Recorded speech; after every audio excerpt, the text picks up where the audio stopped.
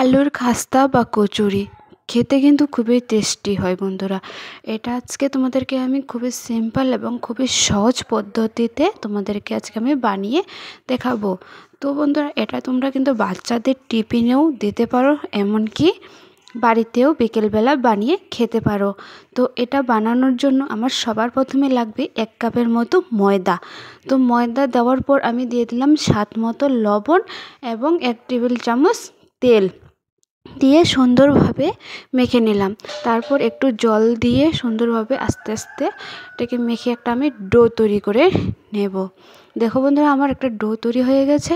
তো এটাকে এখন আমি একটা ঢাকনার সাহায্যে ঢেকে কিছুক্ষণের জন্য রেখে দেব।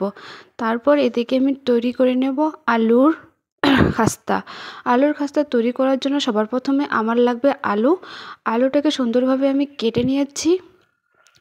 আমি যেভাবে কেটে নিচ্ছি তোমরাও সেভাবে ছোট ছোট কুচি কুচি করে কেটে নিয়ে নেবে।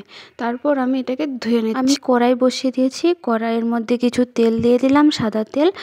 তারপর দিয়ে দিলাম আদা, রসুন, পেঁয়াজ কুচি, সুন্দর করে লাল লাল করে আমি ভেজে নেব। এটাকে ভেজে নেওয়ার পর দিয়ে দেবো পাঁচফোড়নটাকে সুন্দর করে ফুটিয়ে নেওয়ার পর দিয়ে দেবো হলুদ গুঁড়ো, জিরে গুঁড়ো, লঙ্কা গুঁড়ো এবং ধনিয়া গুঁড়ো দিয়ে তারপর দিয়ে দেবো আলুটাকে দিয়ে আমি ম্যারিনেট করে নেব।